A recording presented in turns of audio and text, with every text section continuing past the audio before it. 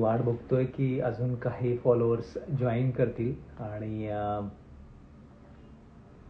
मग मी माझं जे आजचं जे मी डिस्कशन करणार आहे माझ्या ब्लड टेस्टविषयी, तर त्याविषयी डिस्कशन करेन मी. आणि तुम्हाला तो रिपोर्ट जो आहे माझे ब्लड टेस्ट जे लेटेस्ट आहेत त्याच्याविषयी मी सांगेन की त्या ब्लड टेस्टमध्ये आपल्या फिटनेसचा काय इम्पॉर्टन्स, म्हणजे फिटनेसमध्ये ह्या ब्लड टेस्ट कशा प्रकारे इम्पॉर्टंट ठरतात, कोणत्या कोणत्या ब्लड टेस्ट असतात ज्या आपण जनरली केल्या पाहिजेत आणि आपल्याला फिट राहण्यासाठी या कशा मदत करतात किंवा आपल्या फिटनेस लेवल आपल्याला कशा काय इंडिकेट करतात याच्याविषयी मी बोलेन. आता आपण बस खूप रात्र झालेली आहे, सगळ्यांचा झोपण्याची वेळ आहे, पण मला थोडा वेळ भेटला आज आणि विचार केला की आपण इन्स्टा लाईव्ह करावं.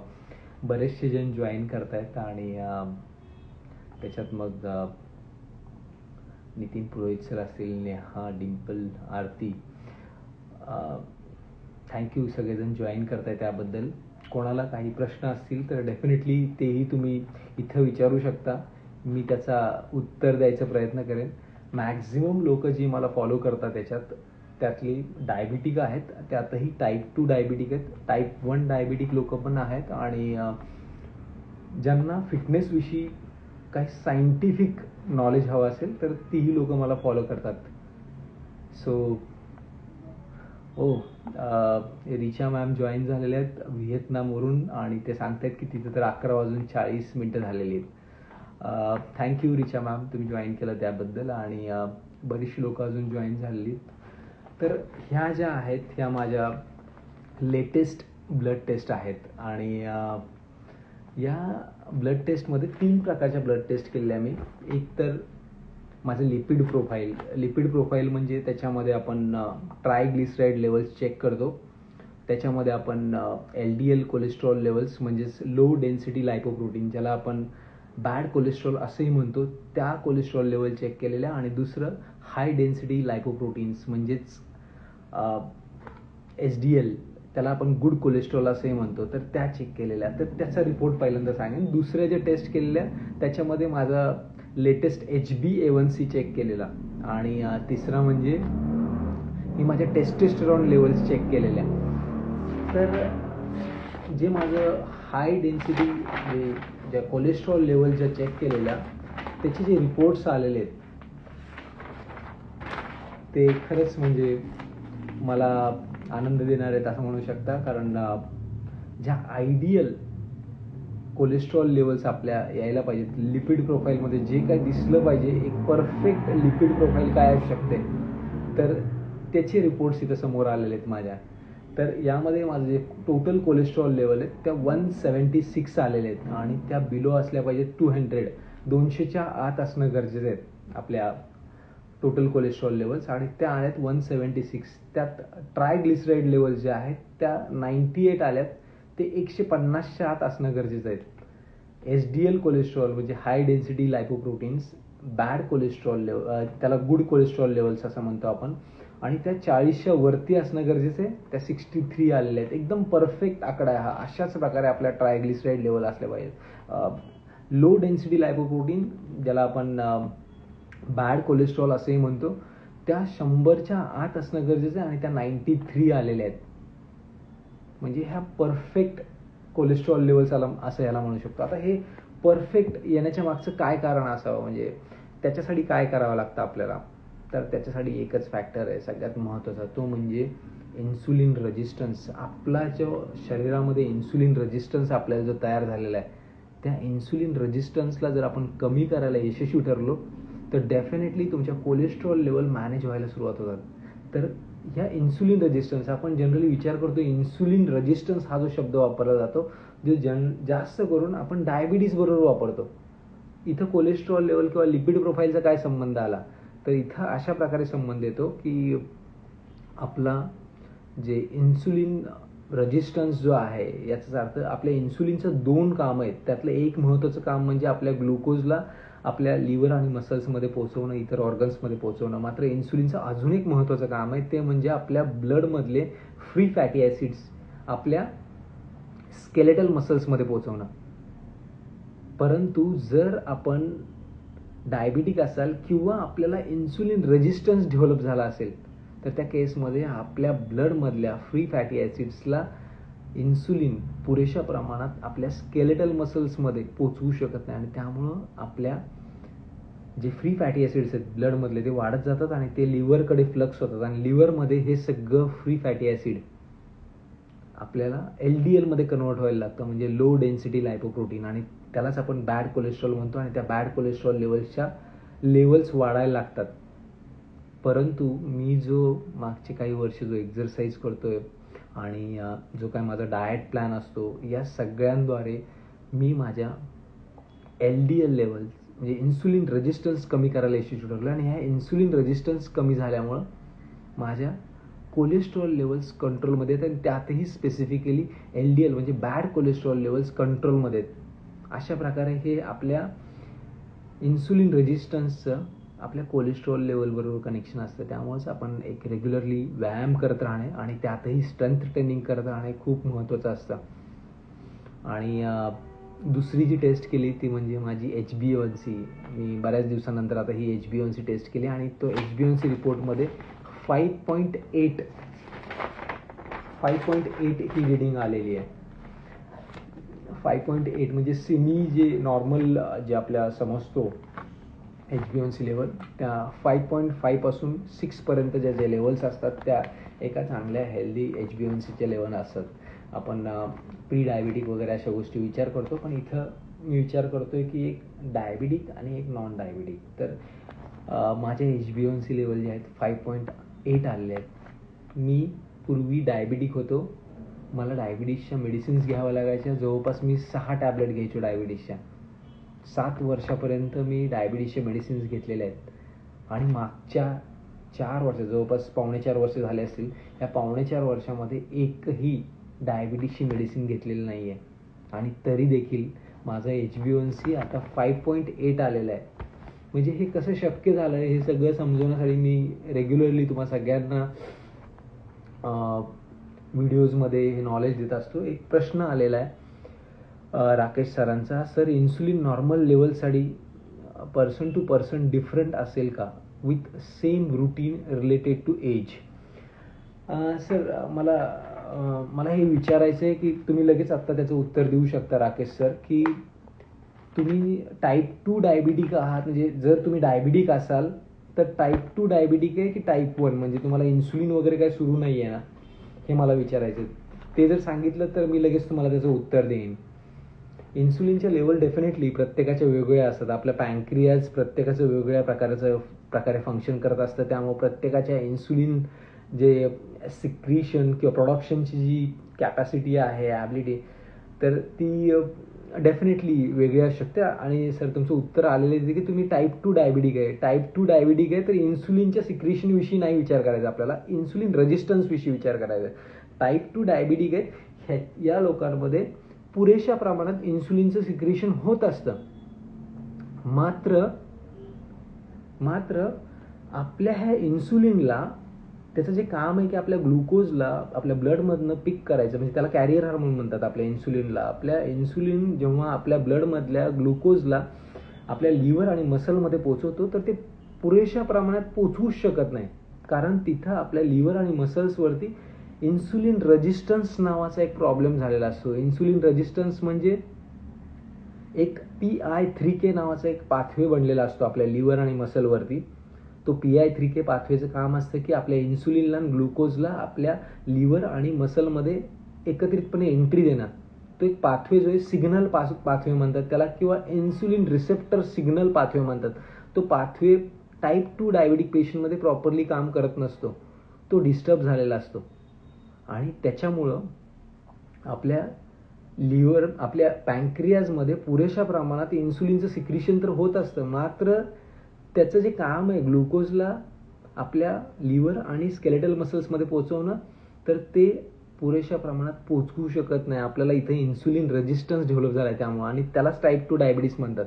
तर आपल्याला हा जो पाथवे डिस्टर्ब झालेला आहे PI3K पाथवे, जो इन्सुलिन रिसेप्टर सिग्नल पाथवे जो डिस्टर्ब झालेला आहे, त्या डिस्टर्ब झालेल्या सिग्नल पाथवेला आपल्याला रिपेअर करायचं आहे, आणि ते रिपेअर करणं डेफिनेटली शक्य आहे. आणि तो कसा करू शकतो याचे वेगवेगळे मेथड आहेत. त्या 4 ते 5 मेथड असतात आपला इन्सुलिन रेजिस्टन्स ठीक करण्याच्या, किंवा हा जो इन्सुलिन रिसेप्टर सिग्नल पाथवे जो आहे तो डिस्टर्ब जो झालेला आहे तो ठीक करण्याच्या 3-4 मेथड आहेत. त्यातली सगळ्यात पहिली मेथड म्हणजे जर तुम्ही ओव्हरवेट कॅटेगरीमध्ये असाल तर तुमचं फॅट पर्सेंटेज कमी केलं तर तुमचा इन्सुलिन रेजिस्टन्स कमी व्हायला लागतो. आणि तो एक प्रूव्हन रिसर्च आहे, म्हणजे एक रिसर्च तर सरळ सरळ समोर आलेला आहे की तुम्ही तुमच्या बॉडीचं फॅट पर्सेंटेज 11%, 11% जर कमी केलं तर तुम्ही तुमच्या इन्सुलिन रेजिस्टन्स 50% किंवा त्याहीपेक्षा जास्त कमी करू शकता. आणि त्याच्यामुळे तुमच्या मेडिसिन्स 50% किंवा त्याहीपेक्षा कदाचित पूर्णपणे तुमच्या मेडिसिन बंद होऊ शकतात. फक्त तुम्ही ओबेस कॅटेगरीमध्ये आहात आणि तुम्ही तुमच्या बॉडीचं फॅट पर्सेंटेज कमी केलं तर. हा खूप मोठा रिसर्च आहे हा, तर सगळ्यांसाठी हा खूप आशादायी आहे जर तुम्ही ओबेस कॅटेगरीमध्ये असाल तर. दुसरं एक काम आहे की आपला मसल गेन करणे. मी माझं वजन 23 किलोनी कमी केलं, पूर्ण फॅट कमी केलं मी माझ्या बॉडीवरचं. 85 किलोवरून मी 62.5 kg वरती आलो. आणि त्यात जे माझं फॅट पर्सेंटेज आहे, मी जवळपास 11-12च्या आसपास फॅट पर्सेंटेजवरती आलो. 10ही असेल कदाचित ते फॅट पर्सेंटेज. तिथपर्यंत पोहोचलो. त्याच्यातच माझ्या सगळ्या मेडिसिन बंद झालेल्या. आणि तिथून मी आता माझं वजन जवळपास 12 किलोनी वाढवलं आहे. त्या 12 किलोनी वाढवलेल्या वजनामध्ये जवळपास 9 किलो तरी कमीत कमी मसल मास असेल. आणि हा जो वाढलेला मसल मास आहे तो माझ्या शुगर लेवल मॅनेज करायला मला मदत करतो. तर हा जो वाढलेला मसल मास आहे कशा प्रकारे तुम्हाला मदत करू शकतो, तर आपला मसल 3 प्रकारे आपल्या शुगर कंट्रोलमध्ये आणू शकतो. एक तर ह्या मसलला स्वतःला जिवंत ठेवण्यासाठी शुगरची गरज पडत असते. त्याला आपल्या ब्लडमधनं हा मसल शुगरला ओढतो आणि स्वतःला जिवंत ठेवतो. तर मसल जर तुमची जास्त साईज असेल तर त्याला जिवंत ठेवण्यासाठी जास्त प्रमाणात शुगरची गरज पडते. त्यामुळे तो जेवढा शुगरला बर्न करत राहील मसल, तेवढ्या तुमच्या ब्लडमधल्या शुगर कमी होत राहतील. हा एक प्रकार झाला. दुसरा, हा जो मसल आहे जेवढा मोठ्या साईजचा असेल तेवढा जास्त प्रमाणात स्वतःच्या आतमध्ये शुगरला स्टोअर करतो, तेवढ्या तुमचा ब्लडमधल्या शुगर लेवल कमी होतात. आणि तिसरं म्हणजे जेवढा मसल मोठ्या साईजचा असेल तेवढा त्याला स्वतःच्या ॲक्टिव्हिटी परफॉर्म करण्यासाठी त्याला जास्तीत जास्त शुगर बर्न करावी लागते. त्यामुळे बरेचसे अजून प्रश्न आले, त्याच्यावरती बोलेन मी आता. अजून एक प्रश्न आलेला आहे की राकेश सरांचा, what we have to do for hypothyroidism case as 30 to 40% BMI is less, but some people with PCOD they have less fat reduction as normal person can do. बरोबर आहे सर. हे जे आता थायरॉइड म्हटलात तुम्ही, किंवा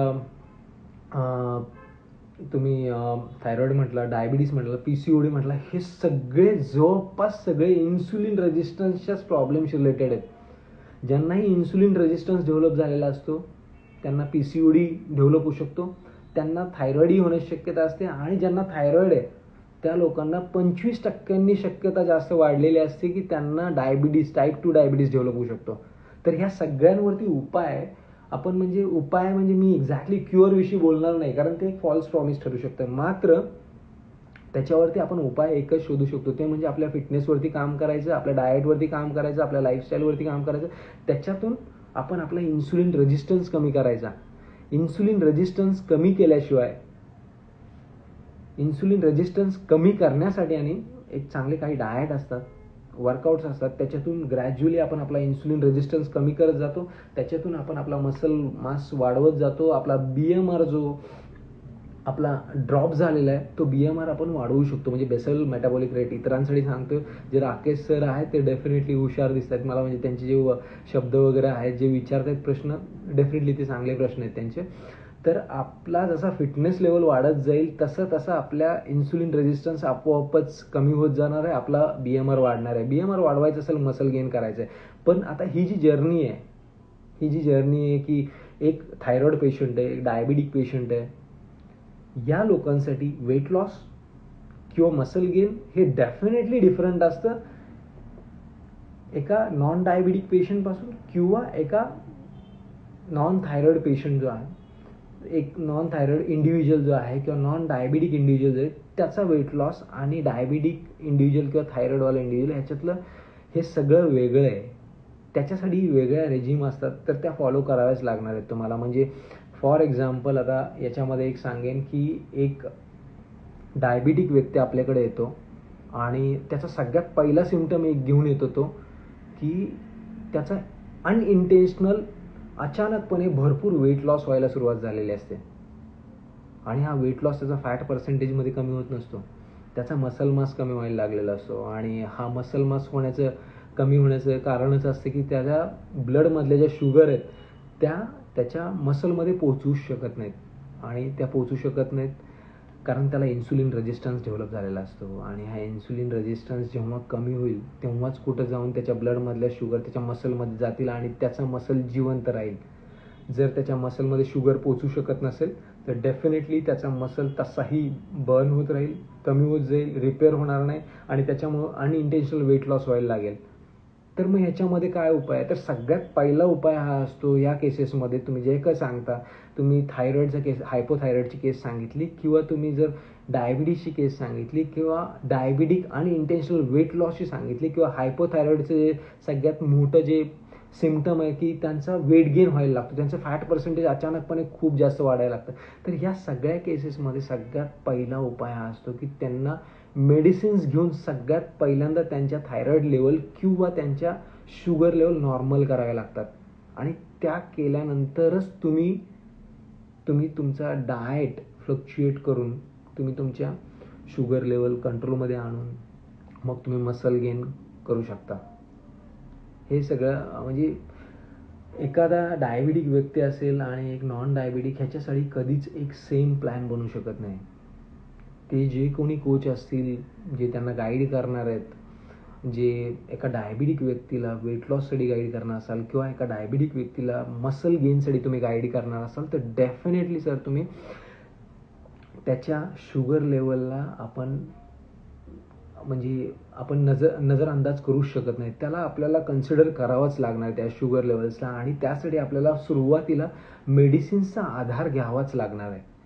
मेडिसिन्सचा आधार घेऊन त्या शुगर लेवल कंट्रोलमध्ये आणा पहिल्यांदा. आता मसल गेन करायला गेलं तर सगळ्यात मोठा प्रॉब्लेम तिथे एक असतो की मसल गेन करण्यासाठी सरप्लसमध्ये खावं लागतं, आपल्याला जास्त खावं लागतं आणि जास्त खायला गेलात तर डेफिनेटली तुमचे शुगर लेवल वाढतात आणि मग शुगर लेवल वाढल्या तर मग तसाही मग मसल लॉस होणार आहे.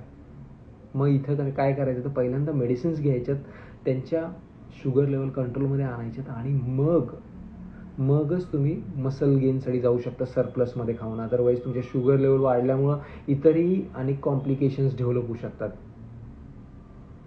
दुसरं मी एक सांगणार होतो तुम्हा सगळ्यांना की एकतर मी पहिल्यांदा सांगितलं की तुमचं फॅट पर्सेंटेज कमी करा, दुसरं सांगितलं की मसल गेन करा ज्याच्याने तुमचा इन्सुलिन रेजिस्टन्स कमी व्हायला लागेल आणि तिसरं सांगितलं की गट रिहॅब करा. आपल्या लार्ज इंटेस्टाईनमध्ये GLP-1 नावाचा अँटी डायबिटिक हार्मोन जो आहे तो सिक्रीट होत असतो. मात्र जर आपलं इंटेस्टाईन प्रॉपरली फंक्शन करत नसेल तर डेफिनेटली आपल्या लार्ज इंटेस्टाईनमध्ये GLP-1 जो अँटी डायबिटिक हार्मोन आहे त्याचं प्रोडक्शन कमी होईल आणि मग त्या GLP-1चं जे काम आहे, सगळ्यात महत्त्वाचे 3 काम आहेत. एक तर आपल्या पॅन्क्रियाजमधून इन्सुलिनचं सिक्रेशन वाढवणं, दुसरं आपला फॅट पर्सेंटेज कंट्रोलमध्ये ठेवणं आणि तिसरं म्हणजे आपला इन्सुलिन रेजिस्टन्स कमी करून आपल्या इन्सुलिन सेन्सिटिव्ह वाढवणं.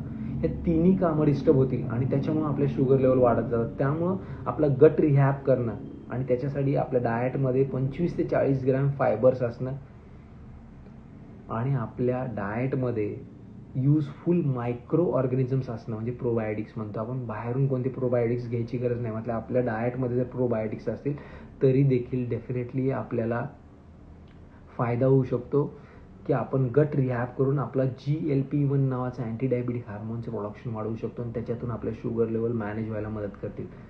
हे झाले 3 प्रकार. तिसरं आहे स्ट्रेस मॅनेजमेंट. आपल्या स्ट्रेस लेवल जर जास्त असतील तर आपल्याला आपल्या शरीरात कॉर्टिसॉल नावाचा हार्मोन खूप जास्त प्रमाणात सिक्रेट होतो आणि हा जर कॉर्टिसॉल हार्मोन खूप जास्त प्रमाणात सिक्रेट होत असेल तर ह्या कॉर्टिसॉलचा सगळ्यात मोठा साईड इफेक्ट हा आहे की तो आपल्या टिश्यूजला डॅमेज करायला लागतो आणि टिश्यूज डॅमेज करताना तो आपल्याला इन्सुलिन रेजिस्टन्स डेव्हलप करतो, म्हणजेच आपल्याला टाईप 2 डायबिटीज डेव्हलप होऊ शकतो. आता हा स्ट्रेस जर इन्सुलिन रेजिस्टन्स तयार करत असेल तर एखाद्या मुलीला, एखाद्या लेडीला PCOD पण डेव्हलप होऊ शकतो. तो कशा प्रकारे होऊ शकतो? जर स्ट्रेसमध्ये असाल तर तुम्हाला कॉर्टिसॉल नावाचा हार्मोन सिक्रेट होतो जास्त प्रमाणात आणि जर कॉर्टिसॉल नावाचा हार्मोन सिक्रेट होत असेल तर तुम्हाला इन्सुलिन रेजिस्टन्स डेव्हलप होऊ शकतो. तुमच्या टिश्यू डॅमेज व्हायला लागतात पूर्ण शरीरात पूर्ण. आणि इन्सुलिन रेजिस्टन्स जर डेव्हलप झाला तुम्हाला, तर त्याच्यामुळे तुमच्या ब्लडमध्ये हायपर इन्सुलिनिमिया नावाचा एक प्रॉब्लेम तयार होतो. म्हणजे तुमच्या ब्लडमधल्या इन्सुलिनच्या लेवल वाढायला लागतात. आणि जर तुम्हाला हायपर इन्सुलिनिमिया तयार झाला एखाद्या फिमेलला, तर त्या हायपर इन्सुलिनियामुळे आणि आपल्या ब्रेनमध्ये सिक्रीट होणाऱ्या ल्युटिनायझिंग हार्मोन, ह्या दोघांच्या कॉम्बिनेशनमध्ये आपल्या ओव्हरीजमधून, त्या फिमेलच्या ओव्हरीजमधून जे थिका सेल्स असतात, त्या थिका सेल्समधून अँड्रोजन्सचं प्रोडक्शन वाढतं. म्हणजे टेस्टोस्टेरॉनचं प्रोडक्शन वाढतं त्या ओव्हरीजमध्ये. एखाद्या फिमेलमध्ये टेस्टोस्टेरॉनचं प्रोडक्शन जर वाढलं, तर त्यांचे जे फॉलिकल्स असतात ते प्रॉपरली मॅच्युअर होत नाहीत. आणि ते मॅच्युअर न झालेले फॉलिकल्स मग सिस्टमध्ये कन्वर्ट होतात. आणि मग त्यांना PCOD नावाचा आजार तयार होतो, पॉलिसिस्टिक ओव्हारियन डिसीज. आणि तिथूनच पुढं मग इन्फर्टिलिटी, इरेग्युलर मेन्स्ट्रुअल सायकल, आणि त्याच्यातून परत स्ट्रेस डेव्हलप होणं. म्हणजे स्ट्रेसमुळं परत स्ट्रेस डेव्हलप होणं, ह्याचं हे सायकल आहे. चौथी एक गोष्ट मी सांगणार आहे म्हणजे आपला इन्सुलिन रेजिस्टन्स कमी करण्यासाठी. तर ही आत्तापर्यंतच्या 4 गोष्टी सांगितल्या. त्यात सगळ्यात पहिल्यांदा म्हणजे तुम्हाला फॅट पर्सेंटेज कमी करायचं आहे. दुसरं आहे तुमचं मसल मास वाढवायचं. तिसरं आहे गट रिहॅब करायचं आहे तुम्हाला. आणि चौथा आहे स्ट्रेस मॅनेजमेंट करायचं आहे. ह्या सगळ्या गोष्टी ज्या आहेत ते तुम्हाला तुमचा इन्सुलिन रेजिस्टन्स कमी करायला मदत करतात. मात्र हे सगळं करण्यासाठी एक डाएट, एक्झरसाईज, लाईफस्टाईल मॉडिफिकेशन, ज्याच्यामध्ये लाईफस्टाईल मॉडिफिकेशनमध्ये मग स्ट्रेस मॅनेजमेंट असतं आणि हायड्रेशन असेल, पुरेशी झोप असेल. काही जणांमध्ये म्हणजे मेल इन्फर्टिलिटी पण तयार होते. काही जणांना इरेक्टाईल डिस्फंक्शन तयार होतं.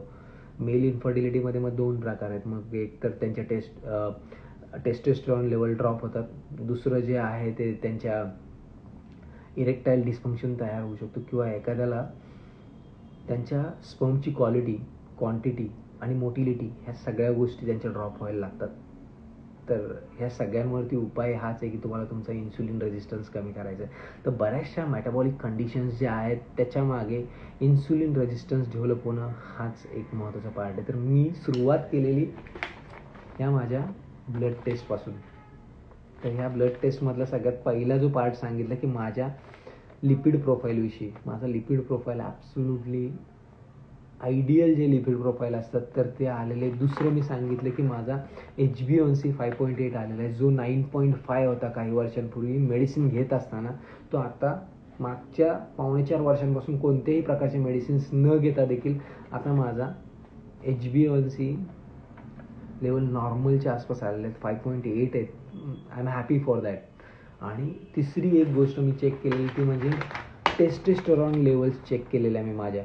आणि टेस्टोस्टेरॉन लेवल ज्या आल्यात त्या म्हणजे खरंच आश्चर्यकारक टेस्टोस्टेरॉन लेवल आहेत. ह्यात कोणाला दिसत असतील तर तुम्ही बघू शकता. ह्या टेस्टोस्टेरॉन लेवल आहेत 533. माझं वय सध्या आहे 41 वर्ष आणि 6 महिने. माझा बर्थडे असतो जुलैमध्ये, तर माझं 41 वर्ष पूर्ण झालेले आहेत. आणि ह्या ज्या 533 हे जे टेस्टोस्टेरॉन लेवल आलेलं आहे, हा जो एज ग्रुप असतो तो एज ग्रुप असतो 25 ते 30 एज ग्रुपमधल्या टेस्टोस्टेरॉन लेवल्स आहेत ह्या. तर हे कसं शक्य झालं? माझ्या 4.5 वर्षाच्या पूर्वीच्या आसपास ज्या टेस्टोस्टेरॉन लेवल होत्या त्या 300च्या टेस्टोस्टेरॉन लेवल आहे ते वाढून आलेले आहे. हे कसं काय पॉसिबल आहे? माझं जनरली हीच एक कन्सेप्ट आहे किंवा नॅचरली हेच व्हायला पाहिजे की आपलं जसं जसं एज प्रोग्रेस होत जाईल तसं आपल्या टेस्टोस्टेरॉन लेवल ड्रॉप व्हायला लागतात. मात्र इथे माझ्या टेस्टोस्टेरॉन लेवल वाढलेले आहेत. हे कसं पॉसिबल झालं? तर आपल्या टेस्टोस्टेरॉन लेवल वाढवण्यासाठी कोणत्याही प्रकारचे शॉर्टकट्स नाही आहेत.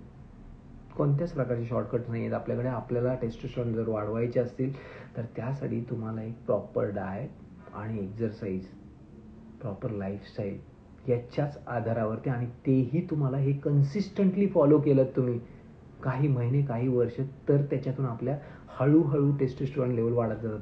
टेस्टोस्टेरॉन बूस्टर नावाचा काही एक प्रकार नसतो. कोणत्याही प्रकारचं मेडिसिन तुम्ही घ्या, तुमच्या टेस्टोस्टेरॉन लेवल एखाद्या ॲलोपॅथिक मेडिसिनने काही काळापुरतं वाढू शकतात. मात्र ते मेडिसिन तुमचा फिटनेस वाढवू शकत नाही. आणि फिटनेस जर वाढत नसेल तर ऑटोमॅटिकली तुमच्या टेस्टोस्टेरॉन लेवल तशाही वाढू शकत नाहीत. त्यामुळं तुम्हाला टेस्टोस्टेरॉन लेवल जर वाढवायचे असतील तर एक आणि एकमेव गोष्ट आहे ती म्हणजे फिटनेस वाढवायची. आणि फिटनेसचे जे पॅरामीटर्स आहेत त्याच्यामध्ये आपलं फॅट पर्सेंटेज कंट्रोलमध्ये असणं, आपला मसल मास वाढवणं आणि त्याच्यासाठी केलेले एक्झरसाईज, आपण जर डायबिटिक असेल तर आपल्या शुगर लेवल कंट्रोलमध्ये आणण्यासाठी केलेले एक्झरसाइजेस, डाएट, त्याच्या आधारावरती आपण आपल्या टेस्टोस्टेरॉन लेवल्स वाढवू शकतो. जरी तुमचं एज प्रोग्रेस होत असेल तरी त्या कंट्रोलमध्ये राहू शकतात. जर टेस्टोस्टेरॉन लेवल तुमच्या ड्रॉप झालेले असतील तर डेफिनेटली तुमचा मसल मास कमी होईल. कारण आपल्या टेस्टोस्टेरॉन हा फक्त काय सेक्स हार्मोन नाही आहे, तर त्याचं दुसरं सगळ्यात महत्त्वाचं काम आहे की आपल्या मसल मासला रिपेअर करणं, मसलला रिपेअर करणं, त्याला ग्रो करणं, त्याला मेंटेन ठेवणं. आपल्याला सार्कोपिनिया ही जी एजिंग इफेक्ट आहे, म्हणजे जसं एज प्रोग्रेस होईल तसं आपला मसल मास कमी होणं, हा जो काय प्रॉब्लेम आहे त्याला देखील आपण कंट्रोलमध्ये ठेवू शकतो. टेस्टोस्टेरॉन लेवल जर आपल्या कंट्रोलमध्ये असतील तर, आपल्या चांगल्या लेवल असतील तर. आत्ता ज्या माझ्या टेस्टोस्टेरॉन लेवल आहेत, मलाच खरंच आश्चर्यचकित करणाऱ्या टेस्टोस्टेरॉन लेवल 533 निघालेले आहेत, ज्या टेस्टोस्टेरॉन लेवल 25 ते 30 एज ग्रुपच्या असतात. आणि ह्याच्या मागं फक्त आणि फक्त मी जे कन्सिस्टंटली माझ्या फिटनेसवरती जे प्रयत्न करतो त्यातच आहे. त्याचं रहस्य फक्त त्यातच दडलेलं आहे. मीही इतरांप्रमाणेच तुमच्या सगळ्यांप्रमाणे बिझी असतो. सकाळी 7 वाजल्यापासून रात्री 12 वाजेपर्यंत मी पूर्णपणे बिझी असतो. माझ्या ओपीडीमध्ये मी म्हणजे फुल भरलेली ओपीडी असते माझी. मला लिटरली बोलायलाही दुसरा कोणता वेळ नसतो माझ्याकडे. तरी देखील मी माझा स्ट्रेस मॅनेजमेंट करतो. ते कसं आहे, तर सगळ्यात त्यातला पहिला फॅक्टर आहे कोणत्याही परिस्थितीत 7 तास झोपणे. 7 तास झोप, पुरेशी झोप असते. 7 तास कोणत्याही परिस्थितीत झोपायचं. आठवड्यातले 5 ते 6 दिवस एक्झरसाईज करायचा आणि चांगला डाएट घ्यायचा. त्या डाएटमध्ये पुरेशा प्रमाणात फायबर्स आणि पुरेशा प्रमाणात प्रोटीन्स असणं गरजेचं आहे. फायबर्स पुरेशा प्रमाणात खाण्यासाठी आपल्याला पुरेशा प्रमाणात कार्बोहायड्रेट खावे लागतात. कारण फायबर्सचा एकमेव सोर्स आहे कार्बोहायड्रेट. वनस्पतीजन्य पदार्थ ह्याच्यातूनच तुम्हाला फायबर्स भेटणार आहेत. तर तुम्हाला कार्बोहायड्रेट खावे लागतील फायबर्ससाठी. आणि दुसरं म्हणजे पुरेशा प्रमाणात प्रोटीन्सचं पुरेसं प्रमाण. म्हणजे कमीत कमी एखादा व्यक्ती ज्याला बॉडी बिल्डिंग करायची नाही आहे, एक चांगला फिटनेस मेंटेन ठेवायचा आहे, त्याला 1.2 ग्रॅम्स पर kg बॉडी वेट प्रोटीन खाणं गरजेचं आहे. मग तुम्ही व्हेजिटेरियन असाल तर आयसोलेट खाता. प्रोटीन जे आहे त्यात मग तुम्ही आयसोलेट म्हणू शकता. तर ते जरी घेत असाल तरी त्यात काय वाईट नाही. फक्त चांगले ब्रँड्स घ्या. इंडियामध्ये सध्या प्रोटीनवरती विश्वास ठेवण्यालायक कोणते ब्रँड मला दिसत नाहीत जास्त. खूप क्वचित असे काही ब्रँड्स आहेत ज्याच्यावरती आपण विश्वास ठेवू शकतो, असे ब्रँड्स आहेत प्रोटीनचे.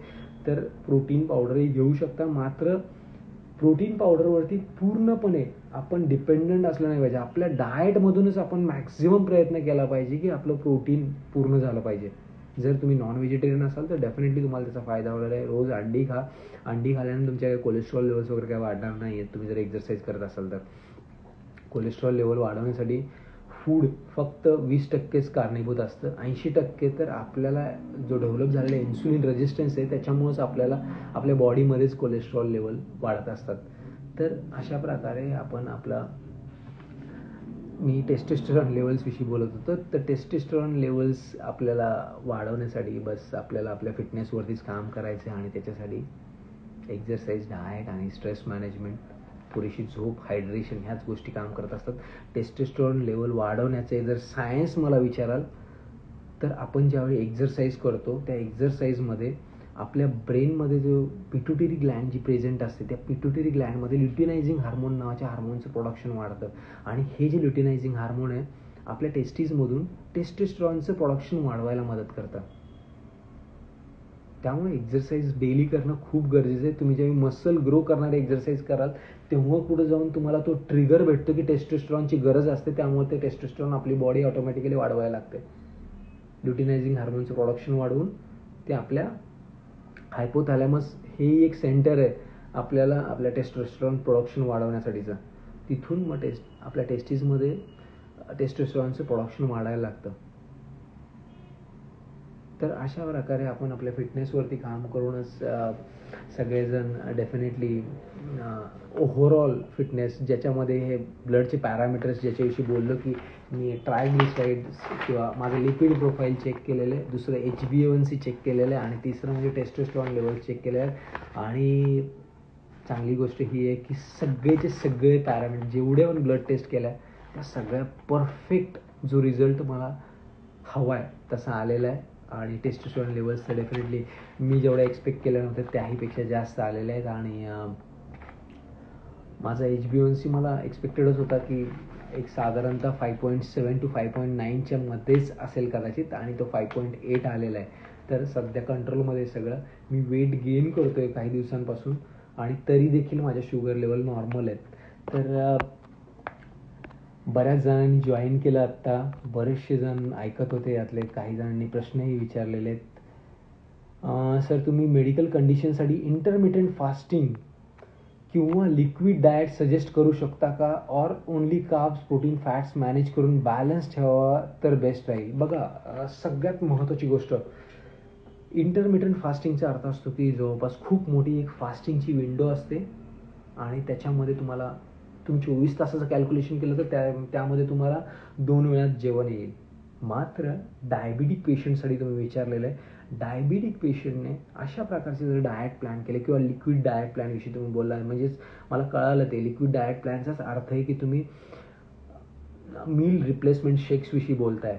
मी त्या कंपनीचं नाव घेणार नाही, मात्र मील रिप्लेसमेंट शेक्सविषयी बोललेलं आहे तुम्ही.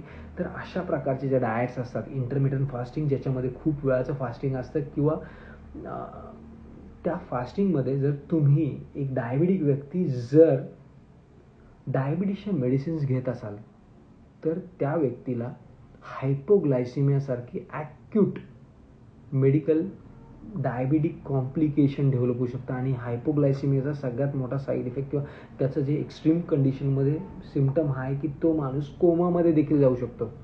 त्यामुळंच डायबिटिक व्यक्तीनं दिवसातून 4 ते 5 मील घेणं हे आयडियल ठरतं, आणि तेही छोटे छोटे कॉम्प्लेक्स मील असले पाहिजे, आणि प्रत्येक मीलमध्ये कार्ब्स, प्रोटीन आणि फॅट्सचं एक प्रॉपर प्रपोर्शन असणं गरजेचं आहे.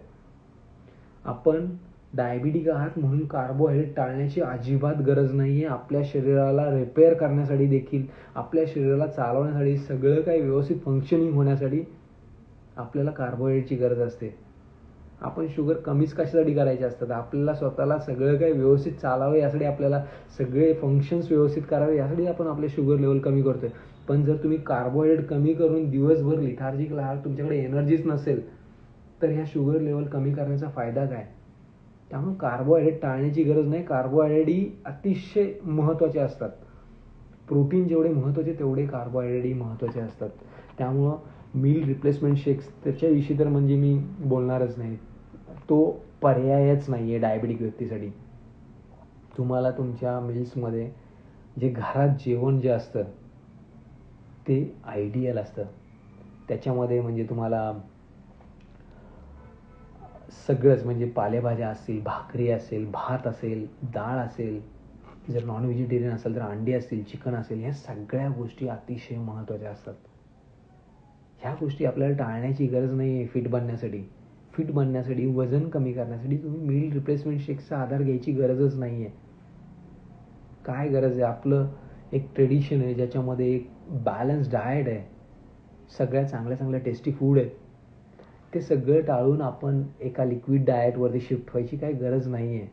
आपल्याला आपल्या ब्रेनला फंक्शन करण्यासाठी आपल्याला कार्बोहायड्रेट्सची पण गरज असते, आणि सगळ्या घटकांची गरज असते. कोणताच आर्टिफिशियल अशी गोष्ट नाही आहे की जो आपल्या जेवणाला खऱ्या अर्थाने रिप्लेस करेल. कोणतंच सप्लिमेंट नाही आहे असं जगात की जे खऱ्या अर्थाने आपल्या जेवणाला रिप्लेस करू शकतं. आपल्या जेवणामध्ये सगळी सत्व भेटत असतात, त्याच्यामधून सगळं काय भेटत असतं. पण एखादा व्यक्ती त्याच्या डाएट रिलिजियस अस्पेक्टमुळे जर त्याला शक्य नाही की पुरेशा प्रमाणात प्रोटीन घेणं, तर त्या केसमध्ये तो सप्लिमेंट फॉर्ममध्ये घेऊ शकतो. पण आपल्या जेवणातूनच खऱ्या अर्थाने आपल्याला सप्लिमेंट्स कंप्लीट करणं गरजेचं आहे. सर मेडिकल कंडिशनमध्ये सॅच्युरेटेड फॅट मॅक्स किती 5% ठेवला तर बेस्ट राहील का फॉर BP डायबिटीज? हां, म्हणजे तुम्ही तेवढं करू शकता, तेवढं तर घेऊ शकता. सर गट हेल्थ फायबरचा इंटेक असेल तर विथ प्रॉपर वॉटरसोबत बेस्ट राहील. राईट, पाणी म्हणजे फायबर इंटेक जे मी म्हटलं आहे तर ते फायबर इंटेक कोणत्याही पावडर फॉर्ममध्ये आपल्याला घ्यायचं नाही. फायबर हे आपल्याला पालेभाज्यांमधून भेटत असतं. 180 ग्रॅम जर तुम्ही ज्वारीचं पीठ असेल तुमचं तर त्या ज्वारीच्या पिठामध्ये जवळपास 18 ग्रॅमच्या आसपास तुम्हाला फायबर्स भेटू शकतील.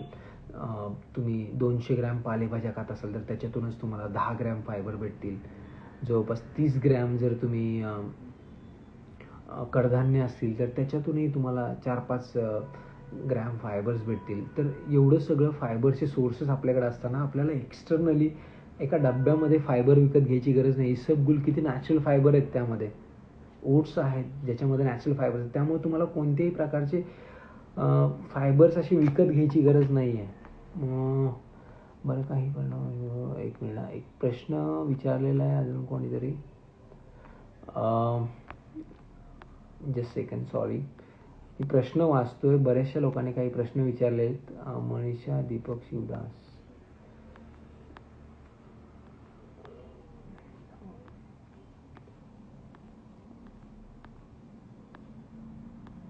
मनीषा मॅडमनी काहीतरी प्रश्न विचारला आहे पण सॉरी तो अर्धाच प्रश्न माझ्यापर्यंत पोचलेला आहे. कोणी अजून एका सरांनी विचारलेलं की दारू पिऊ शकतो का आपण. तर माझा एक दारूवरचा एक व्हिडिओ आहे, खूप व्हायरल व्हिडिओ, 6 मिलियन व्ह्यूजवाला एक व्हिडिओ आहे, दारूवरती टाकलेला आहे मी. दारूमुळं आपल्याला फॅटी लिव्हर डेव्हलप होतं सर. आणि फॅटी लिव्हरचा अर्थ आहे की सगळ्यात पहिलं फॅटी लिव्हरचं सगळ्यात म्हणजे लिव्हरचं सगळ्यात कॉम्प्लिकेशन्स जे आहेत दारूमुळे झालेले त्यातलं सगळ्यात पहिलं बेसिक कॉम्प्लिकेशन हे आहे की आपल्याला फॅटी लिव्हर डेव्हलप होतं. तर हे जे फॅटी लिव्हर जे डेव्हलप होतं त्याचाच अर्थ काय की आपल्या लिव्हरचे जे सगळ्यात महत्त्वाचे जे सेल्स असतात हिपॅटोसाइट सेल्स, त्याची जागा जेव्हा फॅट सेल्स घ्यायला लागतात तेव्हा आपल्याला फॅटी लिव्हर डेव्हलप झाला असं म्हणू शकतो. म्हणजे आपले लिव्हरचे सगळ्यात महत्त्वाचे सेल्स असतात हेपॅटोसाइट सेल्स, ज्याच्यामुळं लिव्हर फंक्शन करत असतं. ते हेपॅटोसाइट सेल्सची जागा फॅट सेल्स घ्यायला लागतात आणि ह्या फॅट सेल्सचं प्रमाण लिव्हरच्या टोटल वजनाच्या 5% जास्त झालं आणि ते 33% असेल तर त्याला ग्रेड 1 फॅटी लिव्हर म्हणतात. 33% ते 66% जर लिव्हरचं फॅट पर्सेंटेज असेल तर त्याला ग्रेड 2 फॅटी लिव्हर म्हणतात आणि 66% जास्त असेल तर त्याला ग्रेड 3 फॅटी लिव्हर म्हणतात. आता एवढं जर तुमच्या फॉर एक्झाम्पल तुम्हाला 2 प्रकारचे फॅटी लिव्हर असतात, एक तर अल्कोहोलिक फॅटी लिव्हर आणि दुसरं non alcoholic. Alcoholic fatty liver कसं डेव्हलप होतं तर अल्कोहोलची सगळी जी मेटाबॉलिझम आहे ते आपल्या लिव्हरमध्ये पार पडत असते आणि ज्यावेळी तुम्ही खूप अतिरिक्त प्रमाणात दारू प्यायला लागतात तेव्हा हे जे लिव्हरची मेटाबॉलिझम आपलं ह्या दारूची मेटाबॉलिझम आपल्या लिव्हरमध्ये म्हणजे प्रॉपरली पारच पडू शकत नाही. आपलं लिव्हर या दारूच्या मेटाबॉलिझमचा लोड सहन करू शकत नाही. त्याच्यामुळं हे सगळं जे अल्कोहोल आहे ते फॅटमध्ये कन्वर्ट व्हायला लागतं आणि ते मग फॅटी लिव्हरमध्ये कन्वर्ट व्हायला लागतं आणि आपल्या लिव्हरचे जे सगळ्यात महत्त्वाचे सेल्स आहेत हिपॅटोसाइट सेल्स त्याची प्रमाण कमी व्हायला लागतं. जर हिपॅटोसाइट सेल्स जर संख्या कमी झाली असेल फॅटी लिव्हरमध्ये तर लिव्हरचं सगळ्यात महत्त्वाचं जे काम आहे की आपल्या ब्लडमधल्या शुगरला स्वतःमध्ये स्टोअर करून ठेवणं. 90 ते 100 ग्रॅम शुगर आपल्या लिव्हरमध्ये स्टोअर होत असते. ती जर पुरेशा प्रमाणात स्टोअर नाही झाली आपल्या लिव्हरमध्ये तर मग उरलेली सगळी जी शुगर आहे ती तुमच्या ब्लडमध्येच दिसेल आणि त्याच्यामुळे तुमच्या ब्लडमधल्या शुगर लेवल वाढलेले दिसतील. ज्यांना फॅटी लिव्हर असतो त्यांना खूप जास्त शक्यता तयार होते की त्यांना इन्सुलिन रेजिस्टन्स डेव्हलप झाल्यामुळे त्यांच्या लिव्हरला त्यांना डायबिटीज डेव्हलप होतो. लिव्हर आपलं प्रॉपरली फंक्शन करणं अतिशय महत्त्वाचं ठरतं. मी जे 3-4 फॅक्टर सांगितले तुम्हाला तुमचं इन्सुलिन रेजिस्टन्स कमी करण्यासाठी, तुमच्या शुगर लेवल कमी करण्यासाठी, त्यात मी फॅट पर्सेंटेज कमी करा, मसल मास वाढवा, तुम्ही स्ट्रेस मॅनेजमेंट करा, तुमचा गट रिहॅब करा, हे जे सांगितलं त्याच्यात अजून एक ॲड करा की तुमच्या लिव्हरला हेल्दी ठेवण्याची तुम्ही रिस्पॉन्सिबिलिटी घ्या. त्यामुळं दारू पिणं अतिशय हानिकारक असतं. जर तुम्ही डायबिटिक असाल तर मग तुम्हाला कोणी वाचवू शकणार नाही आहे तिथे. कोणत्याच मेडिसिन जगात नाही आहेत की तुम्हाला तुमचा शुगर लेवल कंट्रोल करायला मदत करतील.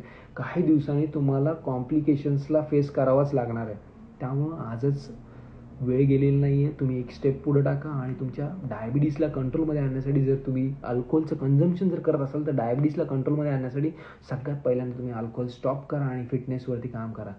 अल्कोहोल स्टॉप करण्यासाठी अजून एक मेथड असते. त्यातलं सगळ्यात पहिली मेथड म्हणजे तुम्ही फिटनेसवरती जेव्हा काम करायला लागता तेव्हा तुमच्या लाईफमधला गोल चेंज झालेला असतो आणि त्याच्यामुळे त्या फिटनेसवरती काम करताना तुम्ही कॉन्शियस होता की मी जर दारू पिली तर माझा फिटनेस कुठेतरी बिघडायला लागेल. त्यामुळं ऑटोमॅटिकली तुमचं दारू पिण्याचं प्रमाणही कमी व्हायला लागतं.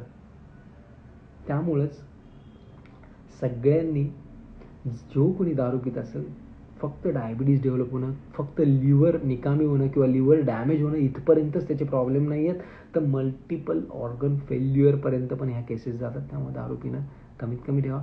काही लोक म्हणतात की त्यांना थोडंफार दारू पिऊ शकतो का, तर डेफिनेटली तोही एक खूप मोठा प्रॉब्लेम असतो. थोडाफार दारू पित असाल तर तीही का प्यायची हा प्रश्न आहे. दारू पिणं म्हणजे काय खूप काय सोशली म्हणजे तुम्ही खूप वरचढ दिसणार असं काहीच नाही आहे.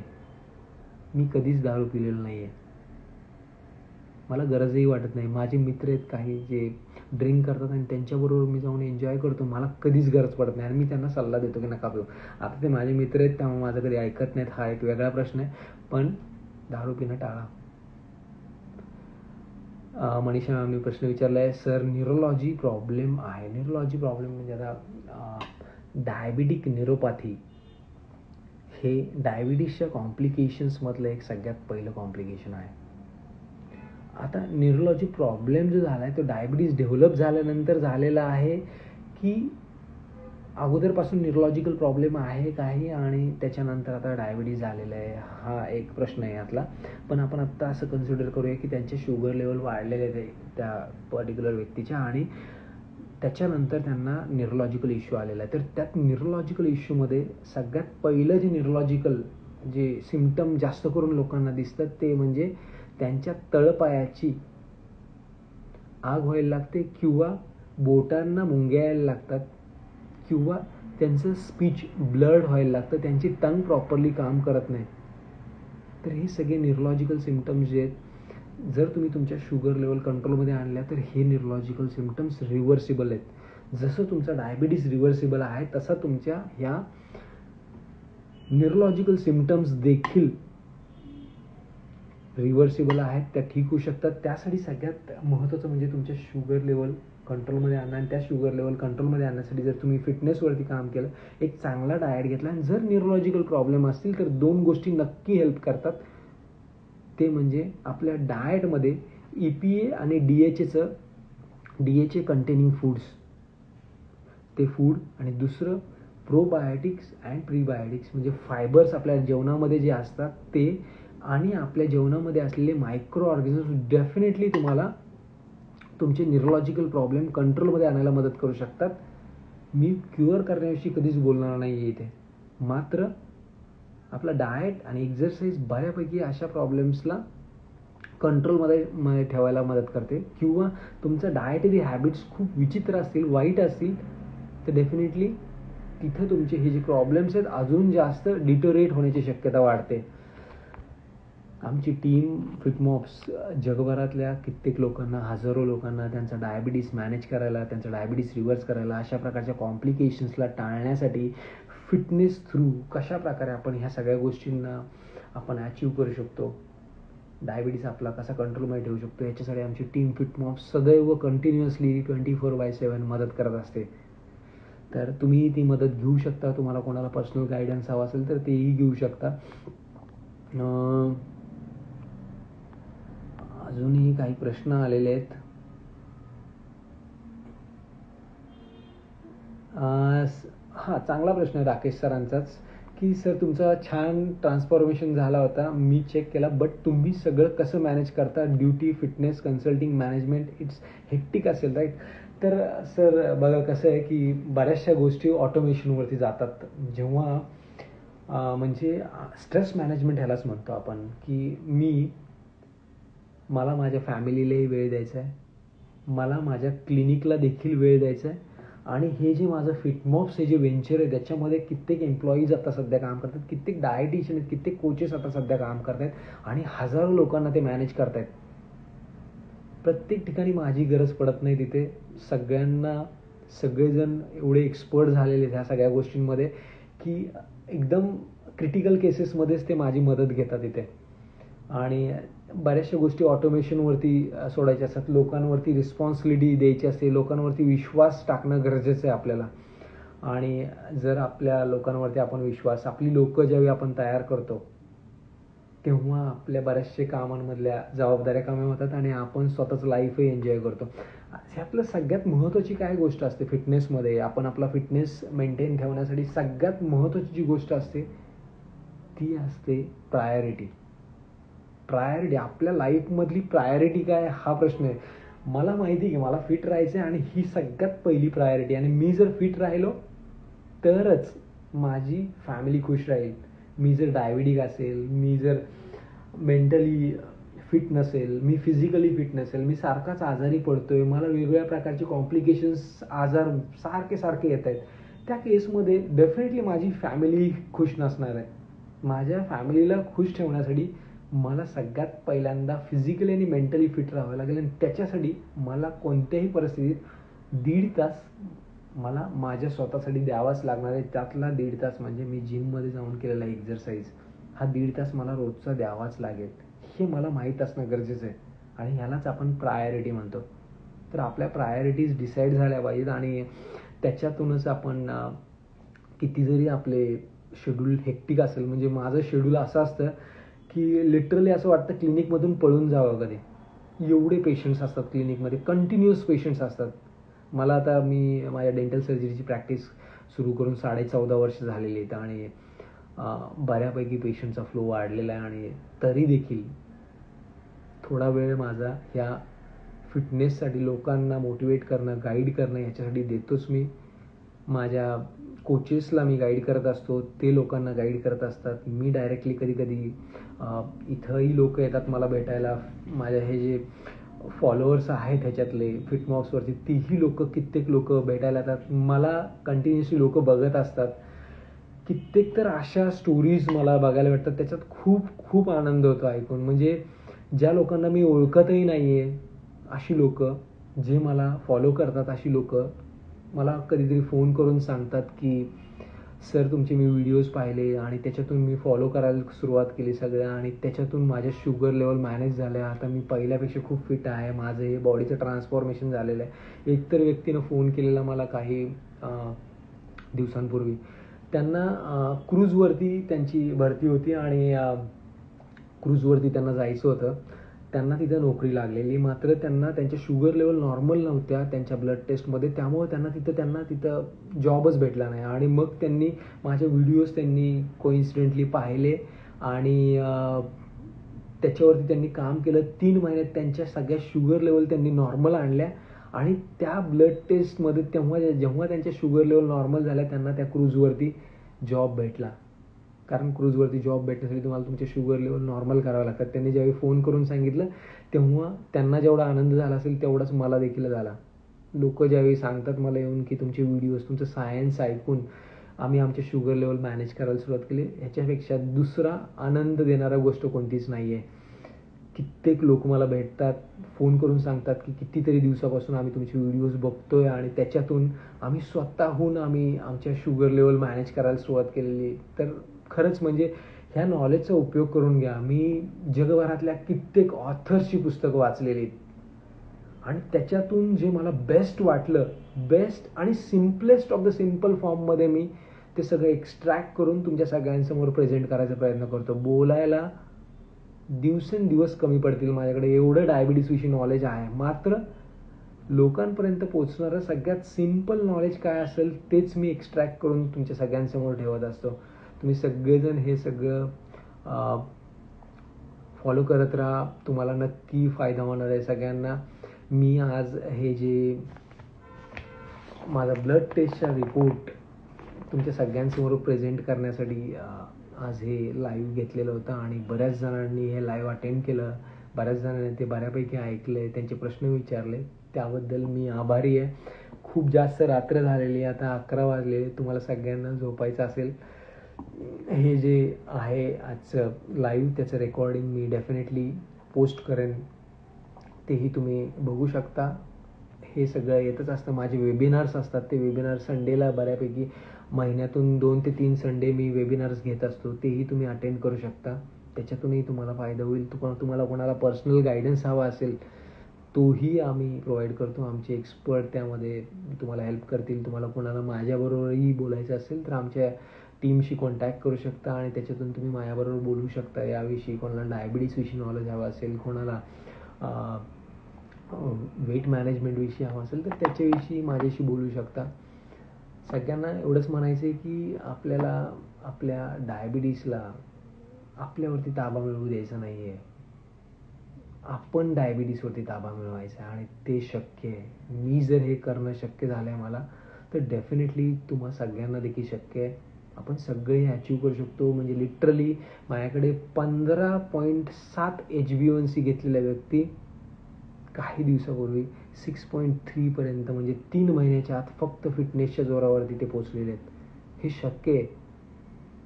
मला जे शक्य नव्हतं ते माझ्या सायन्स, मी जे लोकांना सांगतोय त्याच्या आधारावरती लोक शक्य करून दाखवत आहेत. पण त्याच्यासाठी तुम्हाला जिद्द असणं गरजेचं आहे. कन्सिस्टंटली एफर्ट्स टाकणं गरजेचं आहे. खूप काय वेडं व्हायचं नाही या फिटनेसच्या मागं. मात्र आपल्याला ॲटलिस्ट स्वतःवरती प्रेम करायला जेव्हा सगळेजण सुरू कराल, तुम्ही स्वतःवरती प्रेम कराल, तेव्हा पुढे जाऊन लोक तुमच्यावरती प्रेम करतील. त्यामुळे स्वतःवरती प्रेम करा. स्वतःच्या फिटनेससाठी तुम्ही प्रयत्न करत राहा. थँक्यू. Good night. अजून कोणाचे काही प्रश्न?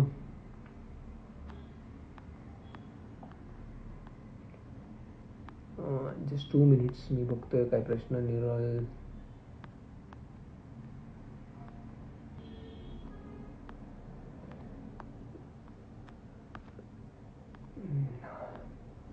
जवळपास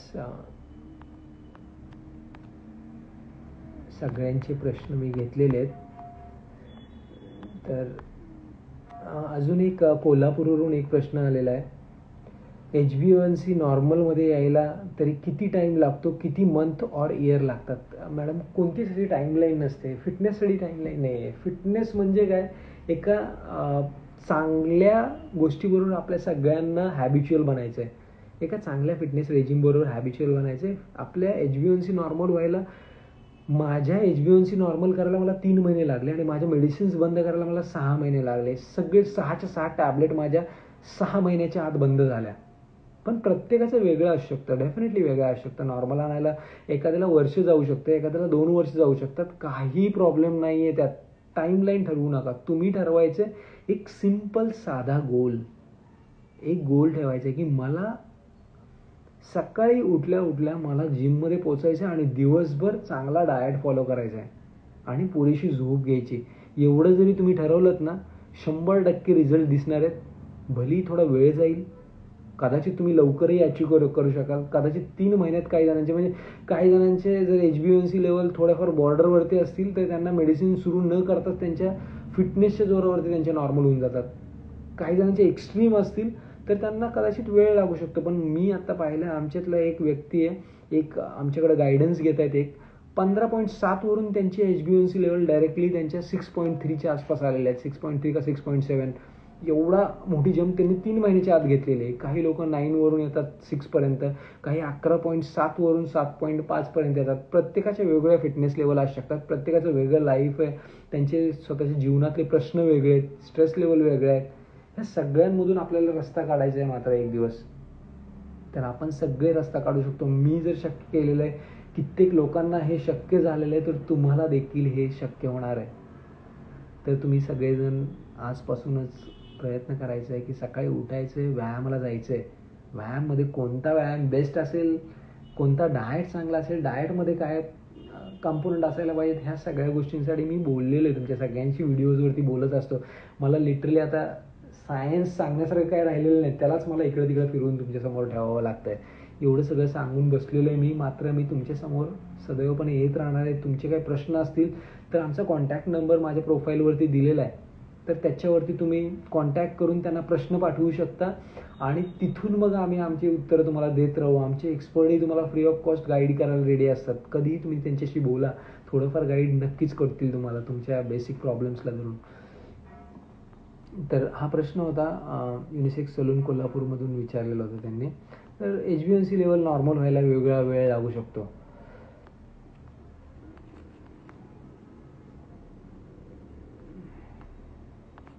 अजून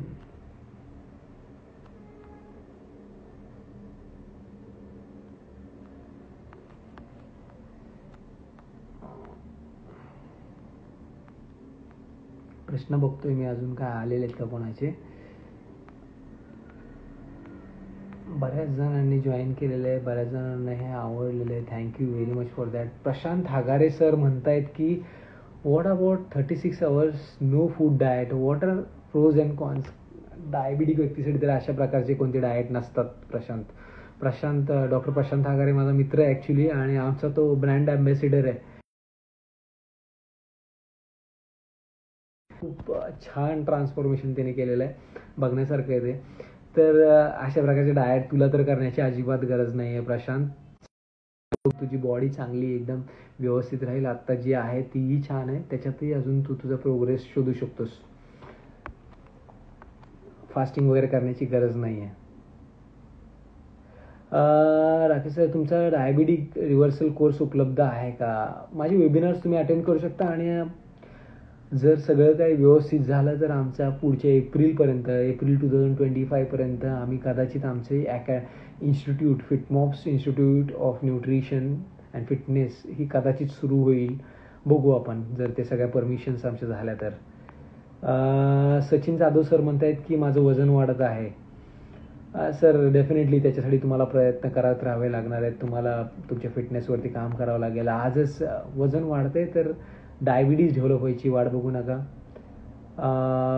तुम्हाला आजच सगळ्यात पहिल्यांदा एक विचार करायचा, प्रण करायचं आहे की मी कोणत्याही परिस्थितीमध्ये मी माझ्या फिटनेसवरती उद्यापासून काम करायला सुरुवात करणार आहे. तुम्हाला काही गायडन्स हवा असेल तर आमच्या एक्सपर्टशी बोला, तुम्हाला गाईड करतील ते.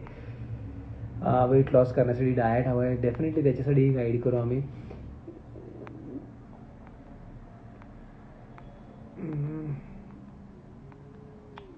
बरेचसे प्रश्न आलेले आहेत पण बऱ्यापैकी मी ह्या सगळ्या.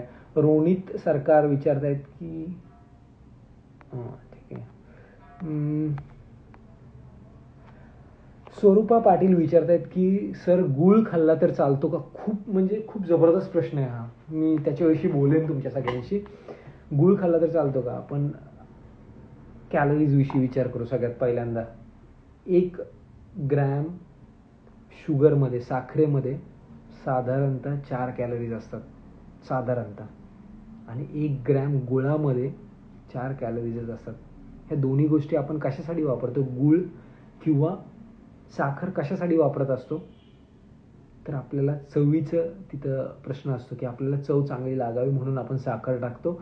आणि लोकांना असा एक हे आहे की गूळ जो आहे तो खूप हेल्दी असतो आणि त्याच्यामुळं आपण तो साखरेऐवजी गूळ वापरायचा. पण जर इथं कॅलरीजचा विचार केला तर दोघांच्या कॅलरीज ऑलमोस्ट सेम आहेत. त्यामुळं तुम्हाला तुमचा फिटनेस वाढवण्यामध्ये गुळाचा विशेष काही रोल नाही आहे. तुम्हाला जर तुमचं वजन वाढणार असेल साखर खाऊन तर गूळ खाऊनही तेवढंच वाढणार आहे. त्यामुळं फिटनेस वाढवण्यामध्ये ह्या दोघांचा काही विशेष काही रोल नाही आहे. आपल्याला सगळ्यात पहिली गोष्ट म्हणजे चव ह्या फॅक्टरपासूनच दूर जायचं आहे. मी म्हणेन की साखर आणि गूळ खूप कंट्रोलमध्ये जर तुम्ही खात असाल, काही खा, साखर खा किंवा गूळ खा. गुळामध्ये वेगवेगळ्या प्रकारचे अँटीऑक्सिडंट असतात असं म्हणणं आहे लोकांचं. पण असा किती गूळ खाणार आहे आपण की आपल्याला सगळे अँटीऑक्सिडंट भेटायला लागतील? तर त्याच्यातून खूप काही भेटणार नाही आहे आपल्याला. त्यामुळं गूळ खाण्याचा प्रश्नच येत नाही इथं. किंवा तुम्ही जर साखर खात असाल तरी ते वन अँड द सेमच आहेत त्या गोष्टी. त्यामुळं विशेष काही त्याच्यामध्ये फरक पडत नाही.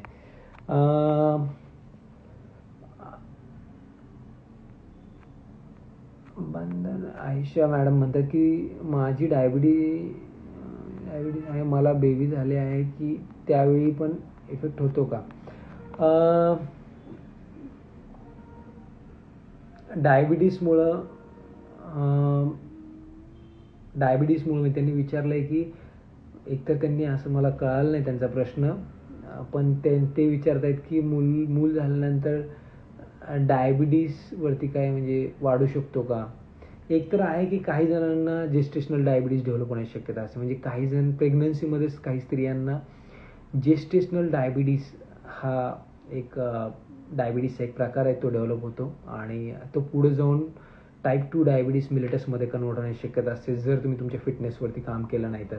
आणि जर एखाद्या डायबिटिक व्यक्तीला प्रेग्नन्सी अटेंड झाली तर डेफिनेटली त्यांचे शुगर लेवल जर कंट्रोलमध्ये नसतील तर त्यांना मूल होण्यामध्ये प्रॉब्लेम होतात किंवा मूल झाल्यानंतर त्या मुलामध्ये काही प्रमाणात शक्यता तयार होते की त्यांना प्रॉब्लेम असू शकतो. त्यामुळे डायबिटिक व्यक्तीने त्याच्या शुगर लेवल नॉर्मल ठेवणं आणि प्रेग्नन्सीमध्ये शुगर लेवल नॉर्मल ठेवणं खूप महत्त्वाचं ठरतं. तर त्या नॉर्मल ठेवण्यासाठी फिटनेसपेक्षा जास्त मेडिसिन्सच काम करतात. त्यामुळं मेडिसिन्स घ्या आणि त्याच्यातून तुम्ही सर एक ऑर्डिनरी गाय, ओके, धानोरीमध्येच राहतो. आय एम ऑलरेडी तुमचं डेंटल क्लिनिक आहे, ते माझे पेशंटच आहेत असं म्हणत आहेत आणि लवकरच क्लिनिकला येऊन भेटू.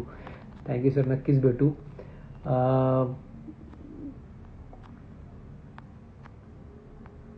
तेजस पाटे विचारतात की मला पण काय करावं लागेल डायबिटीस कंट्रोलमध्ये आणण्यासाठी. डेफिनेटली फिटनेस हा एक सगळ्यात महत्त्वाचा आहे. एक सर विचारतात I have gut issues and want to get started, आणि त्यांच्या आईला डायबिटीससाठी माझ्याकडे घेऊन यायचं आहे त्यांना. डेफिनेटली या सर, आपण बोलू त्याविषयी, काय करता येईल त्याच्याविषयी बोलूया.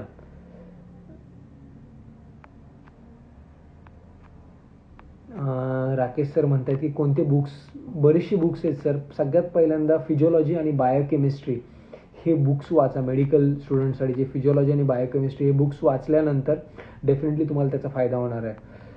आणि बऱ्याच जणांनी बरेचसे प्रश्न विचारलेले आहेत, तर त्या सगळ्यांची उत्तरं देणं शक्य नाही. मात्र आता एक शेवटचा प्रश्न शांभवी सरांनी विचारलेलं आहे की सर तुमचे क्लिनिक कुठे आहे. ॲक्च्युली आमचं हे ऑफिस आहे इथे, याला आम्ही क्लिनिक म्हणत नाही कारण इथून डायरेक्टली आम्ही पेशंट म्हणून या व्यक्तींना हँडल करत नाही. आम्ही त्यांच्या मेटाबॉलिक कंडिशन्सला फिटनेस थ्रू कशा प्रकारे आपण कंट्रोलमध्ये ठेवू शकतो याच्याविषयी बोलतो. तर हे जे आमचं क्लिनिक किंवा ऑफिस आहे आमचं पुण्यामध्ये धानोरीमध्ये, पण आम्ही वॉक इन जास्त करून लोकांना तिथं नाही आहे. जे काय आहे ते ऑनलाईन गायडन्सच आम्ही जास्त करून देतो. जर तुम्ही पुण्यात नसाल किंवा धानोरीच्या जवळपास नसाल तर डेफिनेटली तुम्ही कुठेही म्हणजे ऑनलाईन आमच्याशी कॉन्टॅक्ट करू शकता. माझ्या या प्रोफाईलवरती, फिटमॉपच्या प्रोफाईलवरती कॉन्टॅक्टचं बटन आहे, त्याच्यातून तुम्ही एक गुगल फॉर्म भरून देखील आमच्याशी कॉन्टॅक्ट करू शकता. माझ्याशीही बोलू शकता तुम्ही पर्सनली. ऑनलाईन झूम मिटिंगवरती मी बोलतो लोकांशी. सो बरेच लोक जॉईन झालेले, आत्ता बऱ्याच लोकांनी ऐकलं हे. तर बरेचसे प्रश्न पण लोकांनी विचारले. सॉरी मी जर कोणाचं उत्तर दिलं नसेल तर, कोणाला रिस्पॉन्ड करू शकलो नसेल तर, पण आता खूप उशीर झालेला आहे. अजून एक प्रश्न आहे, can we take creatine with daily exercise. Definitely घेऊ शकता सर, क्रिएटिन घेऊ शकता तुम्ही, पण तुमच्या वर्कआउटची इंटेन्सिटी किती त्याच्यावरती डिपेंड आहे. तुम्ही सगळं डाएट प्रॉपरली फॉलो करताय का, तुम्ही एक्झरसाईजची इंटेन्सिटी सुपर इंटेन्सिटीने एक्झरसाईज करताय का, हे तुम्ही पहिल्यांदा चेक करा. तुम्ही जर खरंच तुमच्या मॅक्स पोटेन्शियलला जेव्हा तुम्ही तुमच्या एक्झरसाईज करता तेव्हा जाऊन त्या पोटेन्शियलला एक 5% जर वाढवायचं असेल तर क्रिएटिन ॲड करा सर तुम्ही. डेफिनेटली त्याचा काय तोटा तर नाही आहे. मात्र क्रिएटिन घेत असाल तर तुम्हाला 5 लिटर पाणी पिणं हे कंपल्सरी आहे. पाणी पिणं हे खूप महत्त्वाचं ठरतं त्यामध्ये.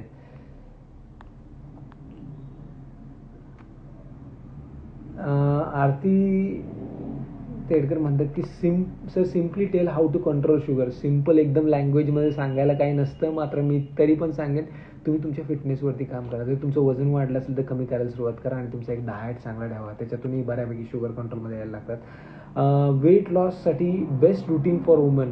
मॅडम जर तुम्ही जिमला जाऊ शकत नसाल, पूनम मॅडम विचारतायत की वेट लॉससाठी बेस्ट रुटीन काय आहे, तर एक्झरसाईज करा, चांगला डाएट करा. आणि जर तुम्ही जिमला जाऊ शकत नसाल तर आमचं वर्कआउट सेशन असतं मॉर्निंगला 7:30 to 8:30 आणि इव्हिनिंगला 7 to 8 1 आवरचं वर्कआउट सेशन महिलांसाठी फ्री असतं बऱ्याच वेळा ते. तर तुम्ही ते जॉईन करून तेही करू शकता. त्याच्यासाठी आमचा जो नंबर आहे त्याच्यावरती कॉन्टॅक्ट करा, तुम्हाला त्याचा डेफिनेटली फायदा होईल. पहिल्यांदा सगळ्यात पहिली स्टेप आहे म्हणजे वर्कआउट करायला सुरुवात करा. दुसरं म्हणजे चांगला डाएट घ्यायला सुरुवात करा. बरेचसे प्रश्न अजूनही आहेत पेंडिंग. तर मला असं वाटतंय आपण आता निरोप घेऊया. उद्या आपण मी उद्यापर्यंत हा जो सगळा लाईव्हचा जो आहे व्हिडिओ तो पोस्ट करेन. तुम्ही सगळ्यांनी तो बघून घ्यावा आणि त्याच्यातून तुम्हाला बऱ्याचशा प्रश्नांची उत्तरं भेटतील. तर थँक्यू व्हेरी मच तुम्ही सगळ्यांनी एवढ्या रात्री लाईव्ह सेशन अटेंड केल्याबद्दल. राकेश सर ओके ठीक आहे.